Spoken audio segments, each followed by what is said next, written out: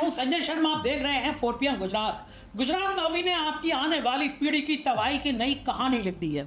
आज इस वीडियो को मैं जो बोलने जा रहा हूं वो मैं आपसे रिक्वेस्ट करूंगा, मेरा कोई वीडियो देखिए या ना देखिए, ये वीडियो जरूर देखिए, अपने बच्चों को दिखाइए, साथियों को भेजिए, क्योंकि आने वाली पीढ़ी के साथ, आने वाली पीढ़ी के जुड़ाव के साथ खड़े होने वाला वीडियो है। चलता हूं, ध्यान से, दिल से ये बात जरूर सुनिए। आज हम बात करेंगे उन बच्चों की जो रात रात भर जागते हैं, जो सुबह 4 बजे उठकर किताबें खोलते हैं, जो अपनी नींद, अपना बचपन, अपनी जवानी सब कुछ एक सपने की भेंट चढ़ा देते हैं। एक सपना के पढ़ लिख कर कुछ बनेंगे, डॉक्टर बनेंगे, इंजीनियर बनेंगे, अफसर बनेंगे। लेकिन इस देश में एक और व्यवस्था है जो उन बच्चों के सपनों को, उनकी मेहनत को, उनके भविष्य को बड़े करीने से, बड़े नियम कायदे से, बड़े सरकारी अंदाज में तबाह कर देती है। और फिर मन की बात होती है, विश्व गुरु आके मन की बात करते हैं। मन की बात में मंगल पर जाने की बात होती है, योग की बात होती है, खेलो इंडिया की बात होती है, स्टार्टअप की बात होती है, विश्व गुरु बनने की बात होती है। लेकिन उन लाखों करोड़ों बच्चों की बात नहीं होती जिनके पेपर लीक हो गए, जिनके नंबर गायब हो गए, जिनके प्रिंसिपल उनसे जबरदस्ती वीडियो बनवा रहे हैं। सब ठीक है, सब अच्छा है। CBSE नीट का मुद्दा मन की बात से गायब है। क्यों गायब है? क्योंकि जब सच बोलने की बारी आती है तो विश्व गुरु का मन चुप हो जाता है। जब जवाबदेही की बारी आती है तो विश्व गुरु का माइक बंद हो जाता है। जब बच्चों की तकलीफ सामने आती है तो कैमरा कहीं और मुड़ जाता है। यह देश एक अजीब विरोधाभास में जी रहा है।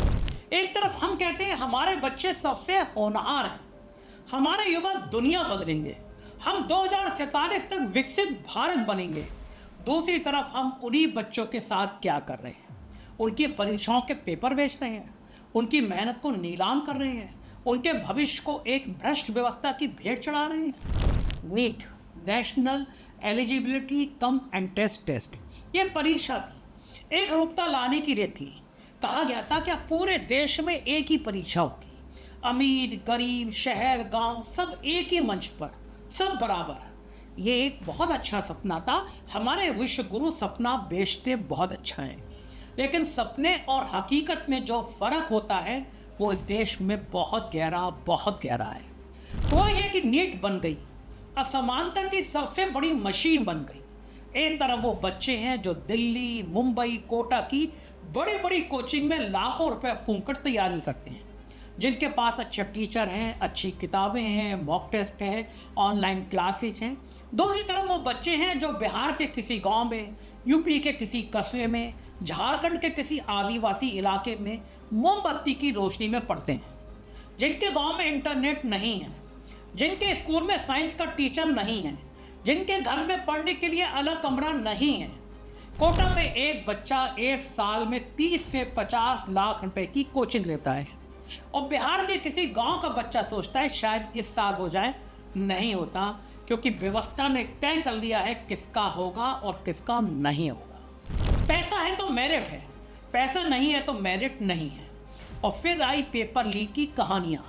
नीट का पेपर लीक हुआ, लाखों बच्चों ने परीक्षा दी, महीनों की मेहनत की, सालों की तैयारी करी, और फिर सामने आया कि कुछ बच्चों को पहले से पेपर मिल गया था। बिहार में, गुजरात में, राजस्थान में अलग अलग जगहों से खबरें आई। कुछ लोगों ने पैसे लेकर पेपर बेचे, 5 लाख, 10 लाख, 15 लाख, इतने में बिका कि एक बच्चे का भविष्य सिर्फ इतने रुपए में। एक पूरा नेटवर्क था, व्यवस्थित, संगठित, शातिर। सरकार ने कहा जांच होगी। NTA यानी नेशनल टेस्टिंग एजेंसी ने कहा हम देख रहे हैं। CBI को सौंपा गया, सुप्रीम कोर्ट ने नोटिस लिया, और फिर जांच होती है, समिति बनती है, रिपोर्ट आती है, रिपोर्ट दब जाती है, फिर नई जांच होती है, नई समिति बनती है, कुछ छोटे मोटे लोग पकड़े जाते हैं, असली मास्टरमाइंड कहीं आराम से बैठे रहते हैं। बच्चे इंतजार करते रहते हैं, उनका 1 साल बर्बाद, 2 साल बर्बाद, कुछ बच्चों की पूरी जिंदगी बर्बाद। और फिर कोटा से खबर आती है एक और बच्चे ने आत्महत्या कर ली। कोटा राजस्थान का एक शहर जो कभी उद्योगों के लिए जाना जाता था, अब जाना जाता है कोचिंग के लिए और आत्महत्याओं के लिए। हर साल दर्जनों बच्चे कोटा में अपनी जान दे देते हैं। कुछ छत से कूद जाते हैं, कुछ पंखे से लटक जाते हैं, कुछ नींद की गोलियां खा लेते हैं। दर्द देखिए माँ बाप का। मेरी एक महिला कर्मी, मेरी सहकर्मी है, उसके भाई, इकलौता भाई था, उसने सुसाइड कर लिया। पूरा परिवार तबाह हो गया। ये बच्चे कौन हैं?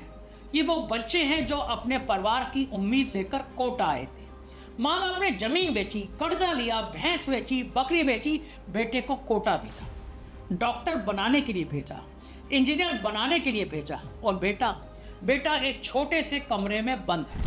सुबह से रात तक पढ़ाई कर रहा है, coaching class, homework, mock test, और फिर नतीजा रैंक नहीं आई।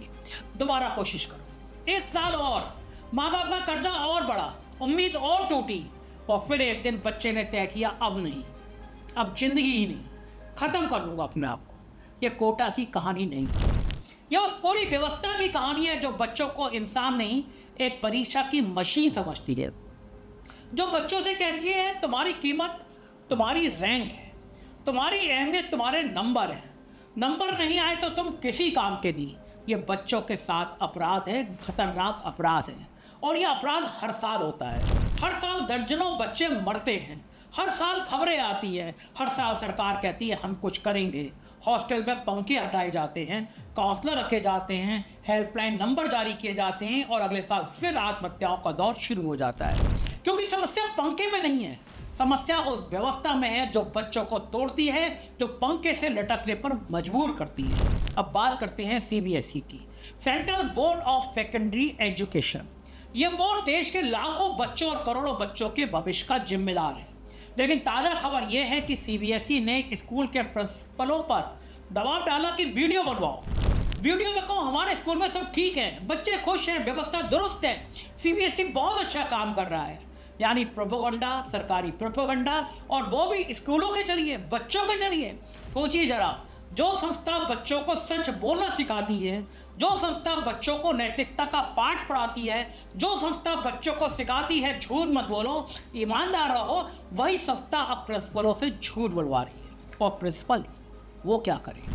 नौकरी बचानी है, तबादले का डर है, शोकॉज नोटिस का डर है, तो वो कैमरे के सामने खड़े होते हैं, वो मुस्कुराते हैं, कहते सब अच्छा है, और पीछे पीछे बच्चे हैं जिनके पेपर लीक हुए, जिनके नंबर गलत आए, जिनकी परीक्षा रद्द हुई, जिन्हें दोबारा परीक्षा देनी पड़ी बिना किसी गलती के, जिन्होंने महीनों तैयारी की और फिर से करनी पड़ी, जिनके माँ बाप ने दोबारा फीस भरी, दोबारा छुट्टी ली, दोबारा बच्चे को परीक्षा केंद्र तक पहुँचाया।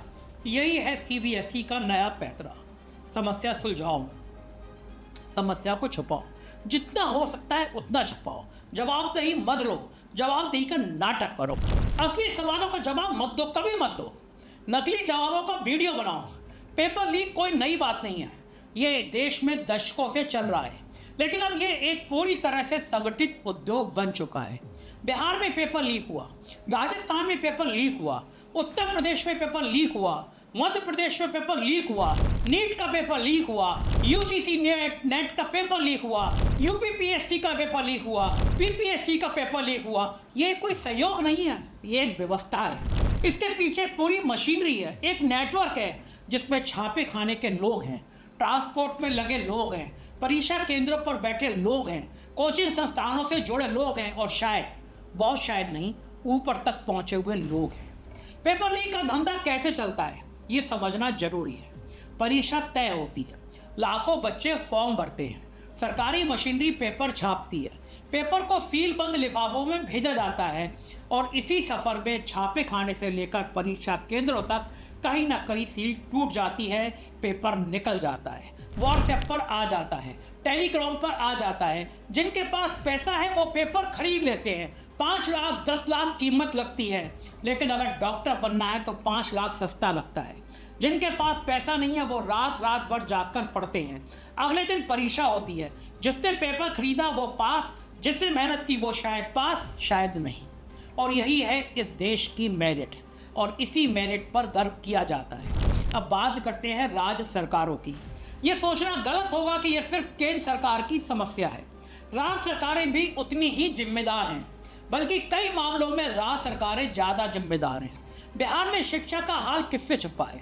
वहाँ बोर्ड परीक्षाओं में नकल का जो खुला खेल होता है, लगातार होता है, वो पूरी दुनिया देखती है। दीवारों पर चढ़कर नकल कराने की तस्वीरें वायरल हुई हैं, और सरकार सरकार ने कहा ये विपक्ष की साजिश है। गजब बात है, सरकार आपकी साजिश विपक्ष कर रहा है। आप कहाँ हैं? आप होश में नहीं हैं, आप बेहोश हैं, आपको पता ही नहीं। उत्तर प्रदेश में हर साल किसी ना किसी भर्ती परीक्षा का पेपर लीक होता है। यूपीपीएससी, यूपीटीटी, पुलिस भर्ती बोर्ड, कहीं ना कहीं कोई ना कोई, और हर बार वही होता है, जांच होगी, कार्रवाई होगी, और हर बार नतीजा कुछ नहीं। राजस्थान में शिक्षक भर्ती परीक्षा का पेपर लीक हुआ।